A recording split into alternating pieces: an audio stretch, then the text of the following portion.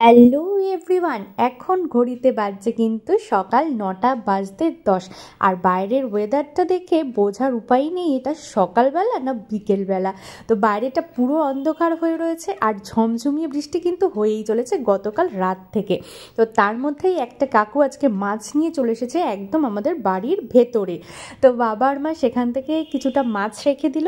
আর তারপর সকালে জলখাবারে আজকে বানানো হলো লুচি আর আলুর তরকারি। এটা কিন্তু একটা দারুণ কম্বিনেশন। তো আমিও সকালে জলখাবার নিয়ে বসে পড়েছি। লুচি তরকারির সাথে কিন্তু আমি খেয়ে নিয়েছি একটা ডিম সেদ্ধ সকালবেলা। তারপর দুপুরের খাবার নিয়ে বসে পড়েছি। আর দুপুরে আজকে মা মাছের ঝোল করেছিল, ডাল করেছিল আর মাছ ভাজা করেছিল।